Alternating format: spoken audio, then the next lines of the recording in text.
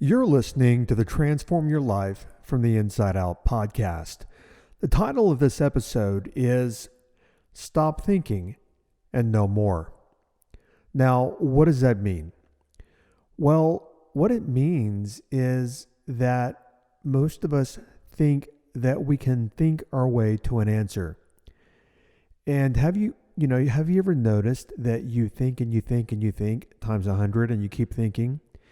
And oftentimes you find yourself trapped and then more confused than when you started. So if you'd like to learn more, or you'd like to learn my suggestion for coming to know more in life, then stop thinking and keep listening. Hi, I'm Jim Fortin, and you're about to start transforming your life from the inside out with this podcast. I'm widely considered the leader in subconscious transformation, and I've coached super achievers all around the world for over 25 years. Here, you're going to find no rah-rah motivation and no hype, because this podcast is a combination of brain science, transformational psychology, and ancient wisdom all rolled into one to take your life to levels you've never thought possible. If you're wanting a lot more in life, to feel better, to heal, to have peace of mind, to feel powerful and alive, and to bring more abundance and prosperity into your life, then this podcast is for you, because you're going to start learning how to master your mind and evolve your consciousness. And when you do that, anything you want then becomes possible for you. I'm glad you're here. Okay, so stop thinking and know more. By the way, my office is in the middle of finishing renovation, and it's a lot. My office at home is 1,000 square feet, and I have a lot of glass and tile. So I maybe getting some reverberation in this episode, and I'm waiting for rugs and furniture and stuff like that to come. So if you're getting a little bit of an echo, I apologize for that. So today I was thinking about what I wanted to talk about on this episode. And I found some notes from Don Javier to me many years ago. And as I said, I have piles of notes. And the first thing I picked up, I read, and I'm like, there we go. There's the headline for this week, or there's the topic this week. And something that he said to me was this, and I wrote it down verbatim. He said, we look for answers in our own thinking. Now, it's taken me many years to really and fully understand that, because trust me when I tell you, I used to be a very analytical thinker, and I used to place a lot of value in analytical thinking, and I used to be very proud of the fact that I was literally a very good comprehensive and analytical thinker. I mean, I even took logic in college and all this kind of stuff to enhance, air quote, my thinking. And working with a shaman, one of the first things he started doing is shaking me loose from all the thinking, which I'll talk about a little later. But something I learned from him, and I'm not going to go into it in depth in this episode, but he said to me is there's a difference between thinking and thoughts. And he said, for example, thinking comes from our brain and thoughts come from our mind. So let's say, for example, if you're thinking about hitting the blinker and going right, if you're driving, that's not a thought. A thought is something that comes from mind. It's thinking. Why? Because it's wrote in the neurological processes of the brain. So what I've learned over the years, and trust me, I know, and I teach transformational programs, and so many people come so analytical initially. And that's the surest way to find yourself in a trap and to find yourself in what I call the round room. And the round room is a room that literally is a circular room, and somebody just says, sit in the corner. And you go in circles looking for that corner because somebody told you to sit, in the corner, and it's a round room. And in my programs, I tell people often that, many of us, until we learn this, we're in the round room. And we spend our entire life just thinking and thinking and thinking and thinking and thinking. And have you ever noticed that many times that you might have a problem you're thinking about, which even thinking that it's a problem is a thought about the thinking. So what you try to do is you try to think your way out of the problem. And then you toss and turn all night, and you think and you think and you think and you think and you analyze and you postulate and you hypothesize and you think and you think, and then you come up with answers, and you rethink the answers and overthink the answers and rethink and rethink and rethink. And then, sometimes you don't act at all. And then sometimes you do act, and you find that the action doesn't get you the outcomes that you want. Why? Because the very same thinking that created the problem, which I use air quote for the word problem, the very same thinking that created the problem is the same thinking that's used to solve the problem.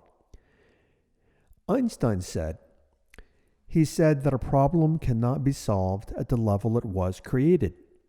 So if you're the one who created all the problems in your life, when your thinking is what created it, guess what? You have to go to a higher level of thought. Or we can even say a deeper level of thought, or we can actually even say thought instead of thinking. So, and I'll talk a little bit about that, but our thinking mind is just peppered and riddled and polluted with cognitive bias, cognitive dissonance, and distortions. I mean, we have these models of reality that all of us have created when we were little babies. And then what we do, and these model of realities pertain to everything about how we look and how society perceives us, and what society is and what it's not, and what's acceptable and what's not, and how we have to be. And then we learn that, if we are a certain way, we get rewarded by mom and dad, and then we're a good person, and then we're a bad person, which we're taught very early in life that we're either good or bad. And we even learn that as small children because of Santa Claus. If you're good, Santa Claus is going to bring you this. And all of us are familiar with Santa Claus. I don't care your religion or where you are in the world. And if you've been a bad little boy and girl, then you're not going to get that. Anyway, so what we do is we go into all these analytical thinking and processes, and all this analytical thinking, the correct grammar there, even though I mangle grammar a lot. But we go into all of these processes, and then we get into all of this dissonance and confirmation bias and cognitive bias and distortions and cognitive, dissonance. And even though we think we might have an answer, many times our answer is not significantly beyond where we started in the first place, because we think at the same level that created the problem that we're trying to solve the problem. And then what we do as well is we use our biases and our dissonance and our distortions and deletions and generalizations in thinking.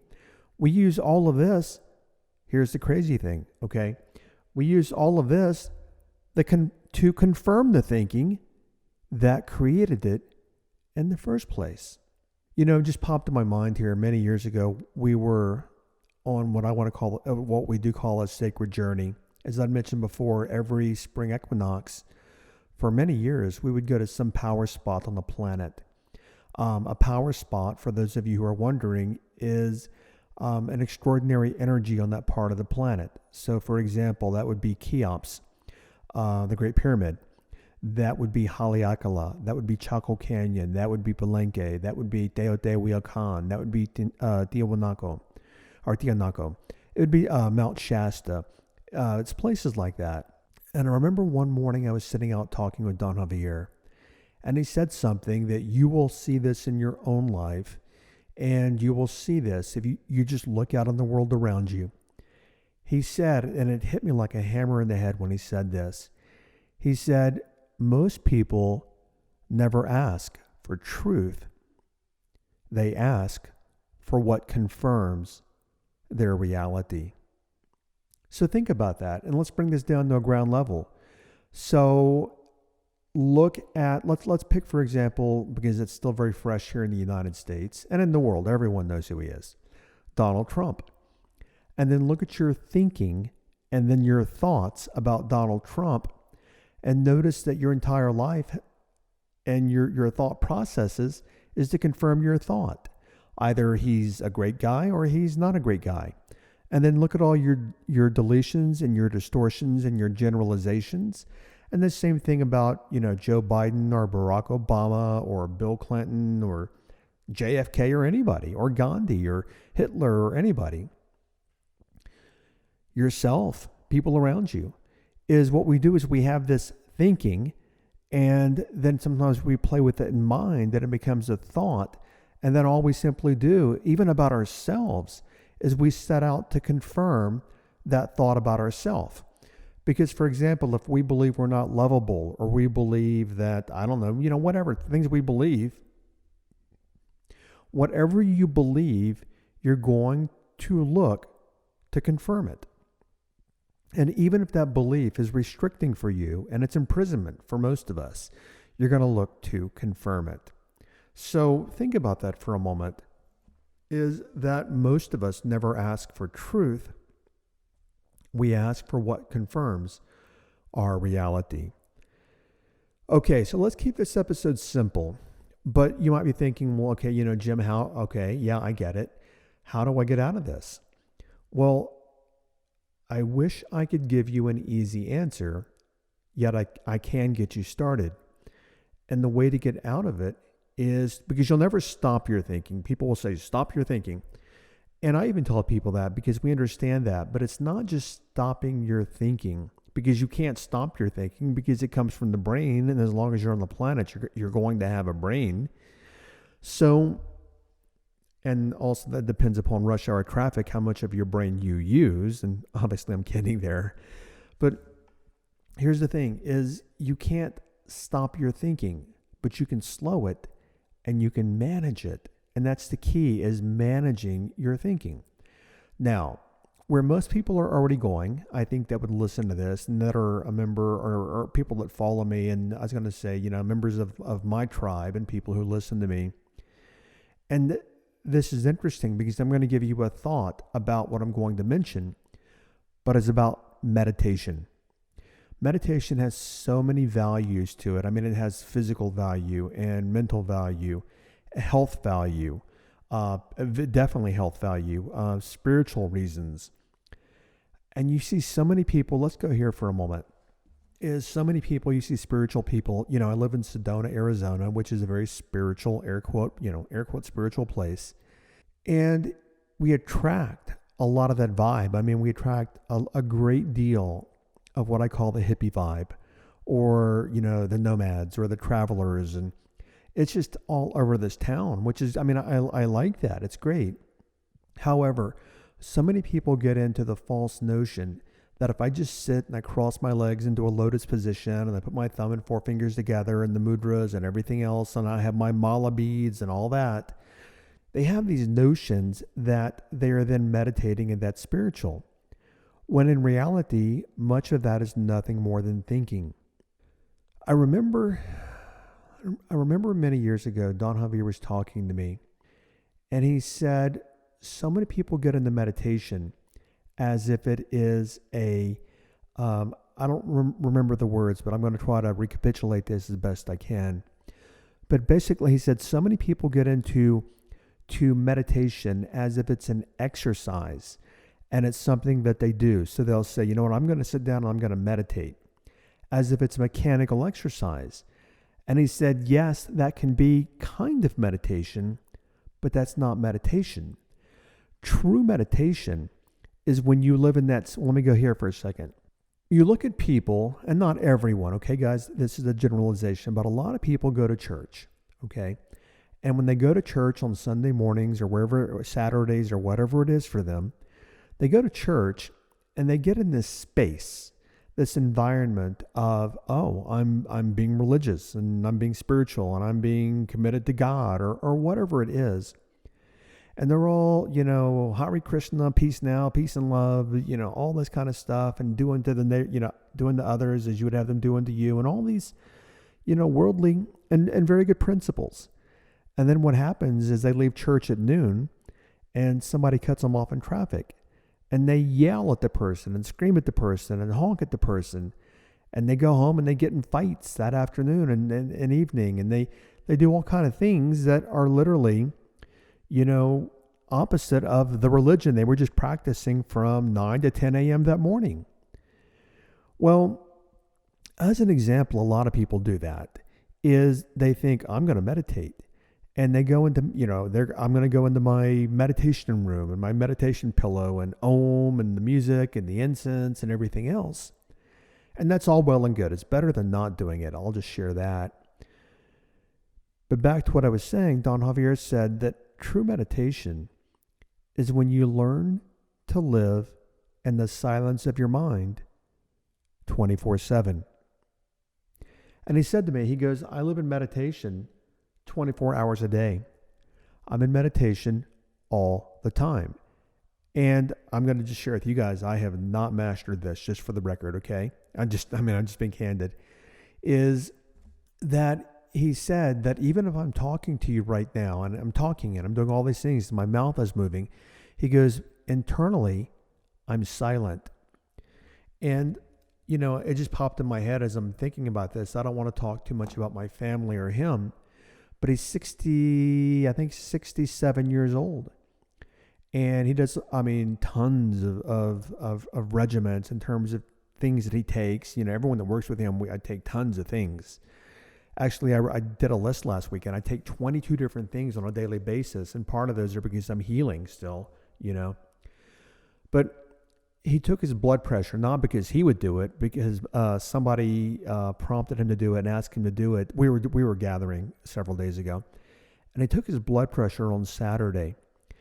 And his blood pressure was literally, I'll just leave it at this. It was, they say ideal blood pressure is 120/80.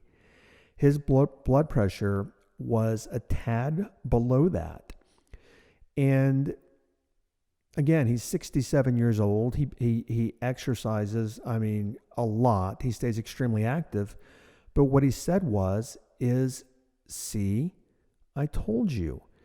The external peace that we want comes from the internal peace and the silence within ourselves. So look at all the external things that cause you to get angry, because it's how you respond to the world, or cause you confusion or any kind of, negative emotion or negative emotional state, is because you're thinking about these things that are doing that, and it robs you of your internal peace. So, it was just so poignant the way he was talking to me and some others about it. And trust me, none of us carries a blood pressure cuff or any of that. It was just a conversation, and somebody happened to have one, and he's like, okay, well, I'll put it on me. And he put it on, and his blood pressure was extremely good. And he said, see, it's internal. It's, the internal peace.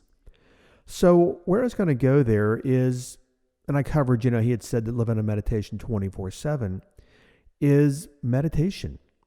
Now, some meditation, and however you practice it, because what I do not want you to do is get into your thinking and think, oh, I'm doing it wrong. Oh no, because I'm not doing it right, then I can't do it at all. Oh no, I've got to read 47,000 books on it and you watch 2,400, YouTube videos and think about meditation. Am I doing it right? Am I doing it right? Am I doing it right? Am I doing it right? Am I doing it right? Am I doing it? That robs you of the peace. But, practicing at least the exercise of it is better than not doing it at all. This day and age, there's so many tools. For crying out loud, the amount of apps that you can buy. Go to YouTube. There are tons of videos on everything from the solfeggio resonance, solfeggio tones, to binaural beats, binaural beats, which actually create entrainment in the brain. This day and age, there's so many tools that you can use to learn to slow the mind. And it's all technology. After I had the stroke, I bought a little product. It's called HeartMath, HeartMath, HeartMath.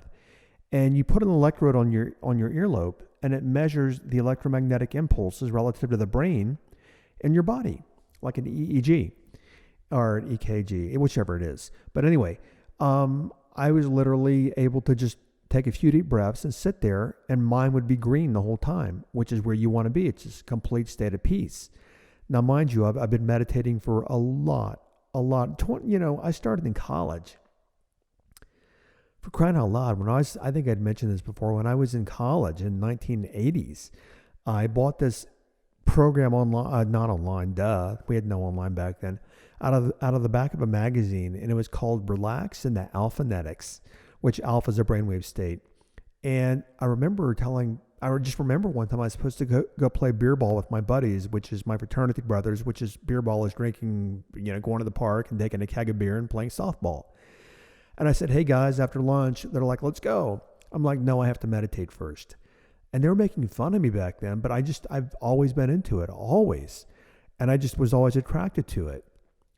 So what I'm sharing with you is that's a great place to start for sure. No question about it.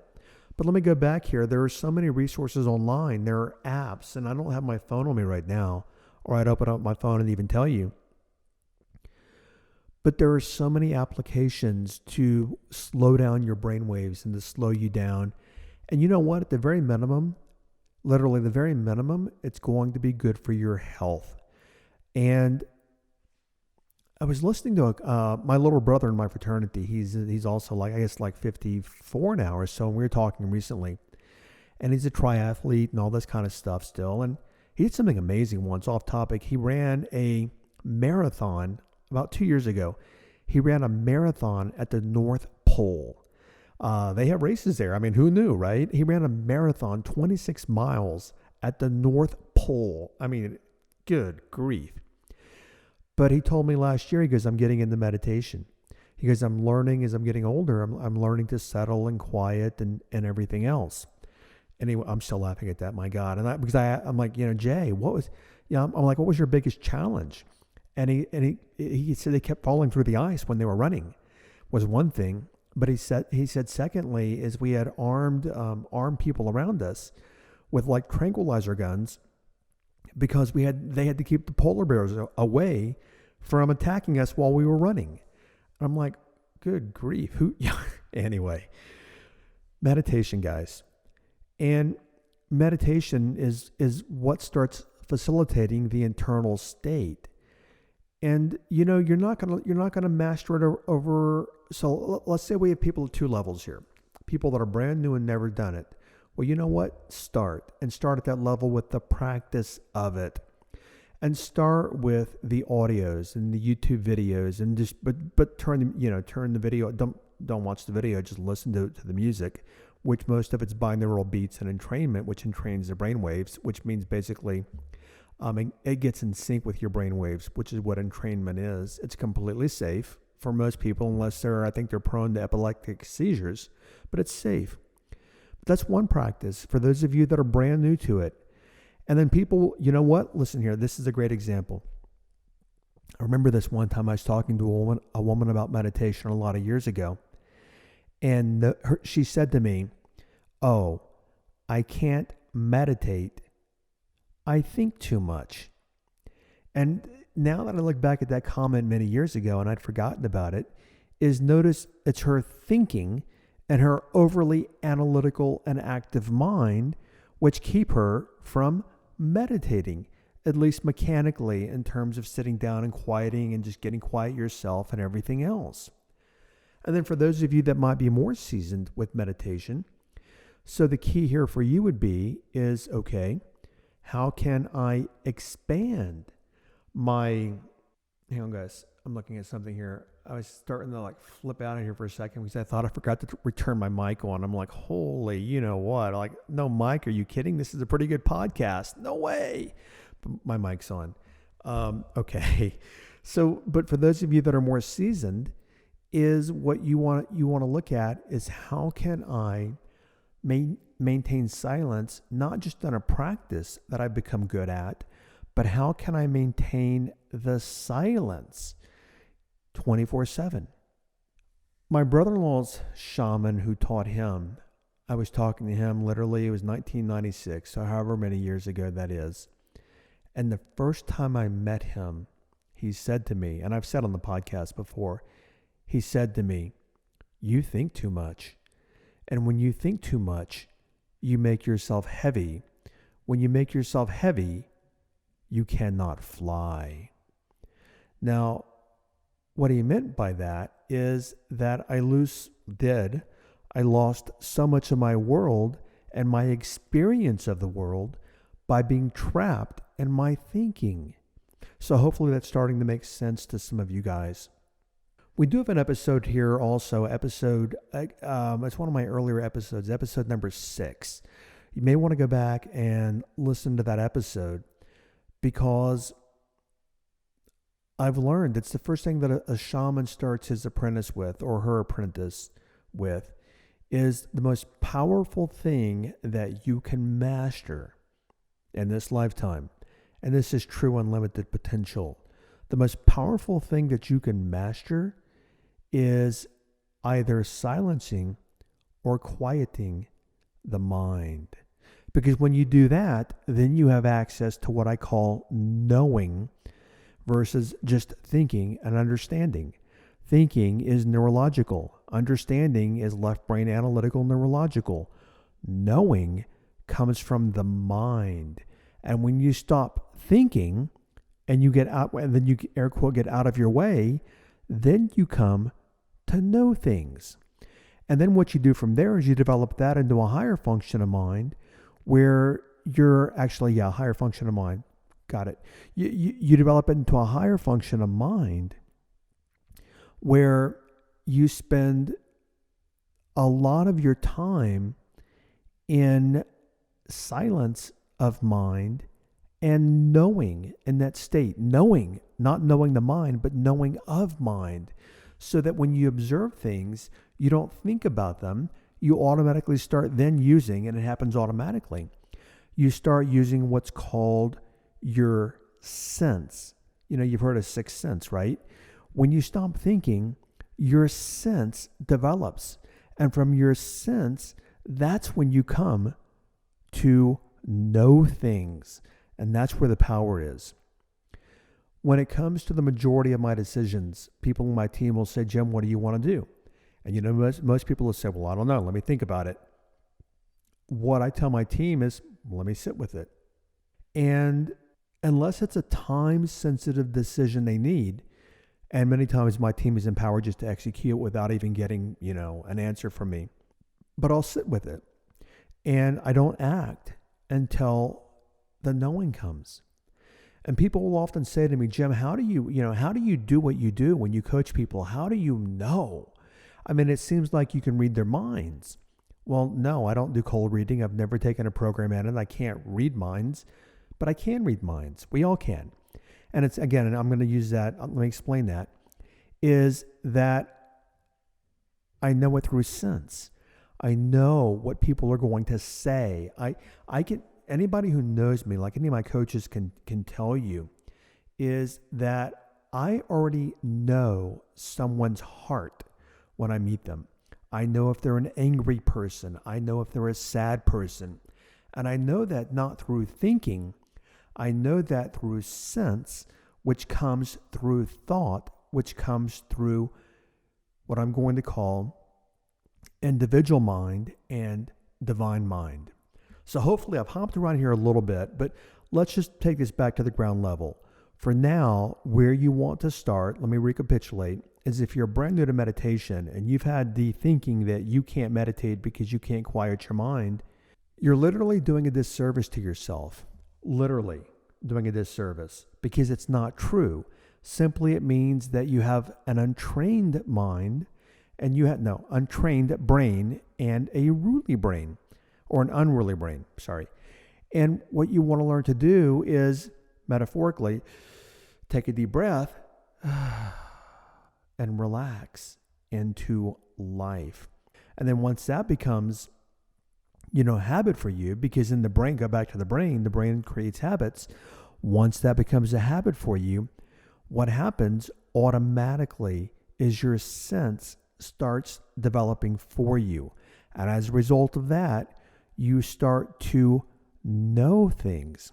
And that, every one of you, please listen, that's where your power is in the knowing, not in the thinking. Because like I started this episode, the thinking is what keeps you trapped. I don't know why I had it here. It's the old, thumbing through the pages. It's the old book, Think and Grow Rich. And I had it on my bookshelf. And I read this, in the 90s when I started reading self-development and, personal development. Think and Grow Rich. Yes, I get the concept. That becoming rich is all about thinking.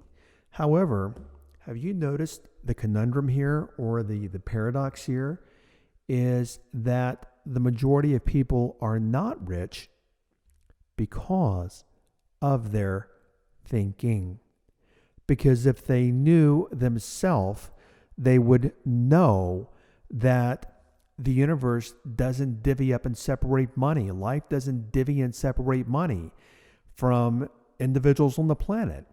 It is people who in their thinking separate themselves from money because of their thinking about money. So hopefully that concretizes it for you. And that's where I go back to a final thought here, and this will be your transformational takeaway. And I've wanted to use this in my marketing for a lot of years. I was going to use it in my USP, which is a unique selling proposition for my business, and a program I did for a lot of years. And it's powerful when you get it. But the phrase I was going to use is everything is mental.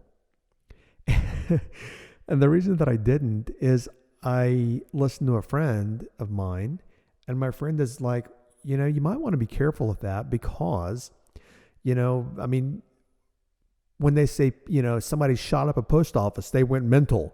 And it might not have the best connotations to it, But Don Javier often says that, and he even said it, a couple of days ago when we were talking about blood pressure.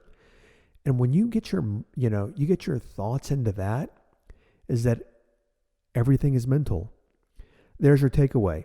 This week, everything is mental. Your money is mental. Your health is mental. When I was in the hospital for heart failure back a little over a year ago, February a year ago, in the hospital, oh my God, it's such a system humans are trapped in. But they came to my room, and that like a dietitian came, and she goes, "Now this is a lifetime condition, and you're going to have heart failure for the rest of your life, and you have to manage it. And here's some dietary guidelines and all this kind of stuff." She went into, and basically I was kind of like la la la la, and my when she was talking, I was smiling, like la la la la la. I'm not listening, like putting my fingers in my ears. I wasn't listening, metaphorically speaking. Because I said to myself, I'm not trapping myself in that nonsense. I'm not trapping myself in the cultural beliefs about the body and about what the body can do. Now, I'm still learning spiritual lessons, and some major ones. I had a hemorrhagic stroke 6 months ago. And I had all this cardiological work done and stuff like that.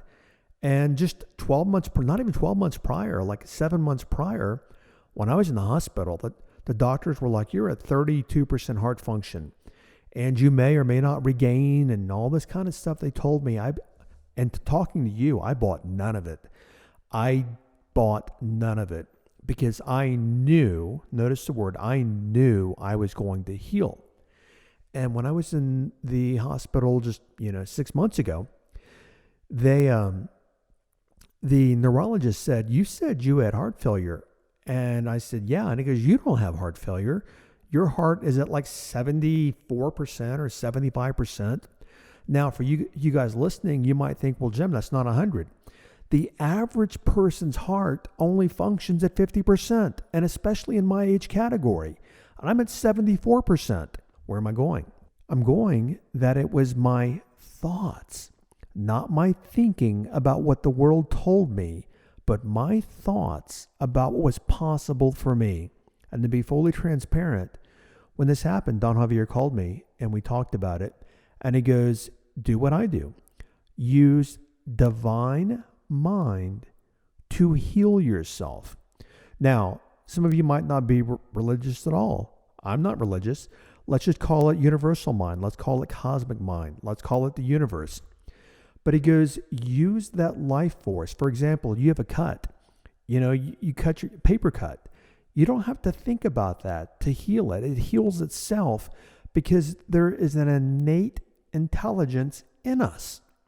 So what I was using and what I've used to heal and I'm using to heal is that innate intelligence in me, which is divine mind, which if you ever read the Kabbalion, Kybalion, it's the 7 cosmic laws. And the first cosmic law is that the universe is mental.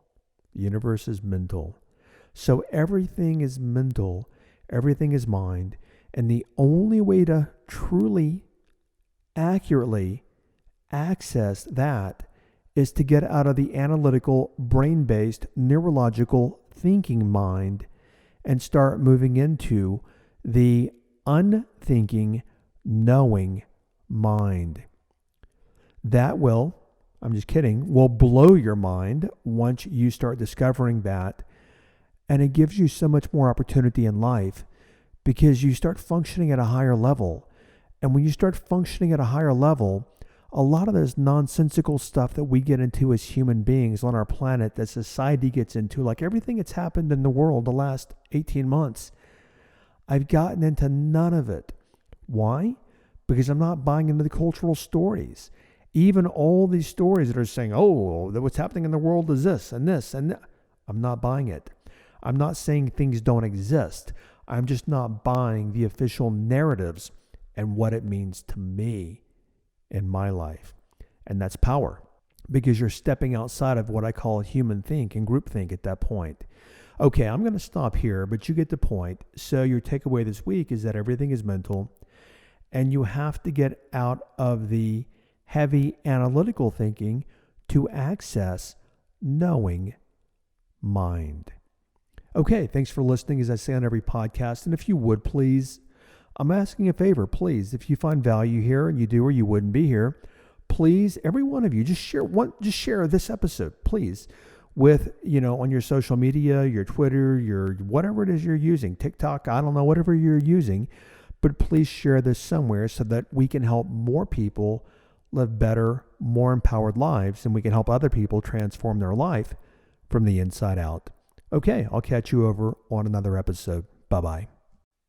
If you're serious about transforming your life from the inside out, I have a free training that you're going to want to listen to, and it's helped tens of thousands of people all around the globe. The thing is, all of my students start here because when you learn to change your thinking, you'll change your life. Because as you already know, life happens from the inside out. The training is called Discover How to Eliminate Fear and Negativity in an Instant. So go to jimfortin.com/eliminate fear and start learning how to transform your life at a deeper level from the inside out. Thank you for listening to this entire podcast. If you're the kind of person who likes to help others, then share this with your friends and family. If you found value, they will too. So please share via your social media channels. Also, if you have questions, I'm here to assist. You can email me questions to support@jimfortin.com, and I may even use your question for a future podcast episode. Also, if you want transformational content like this daily, connect with me on Instagram. My Instagram name is I am Jim Fortin. Finally, I do have a personal request. I believe that we're all here to help others and to grow and evolve ourselves. Together, you and I, let's help more people. If you would please leave a review on iTunes, and a good one, by the way. I'd be grateful, and through your assistance together, we can transform more lives. Thanks for listening.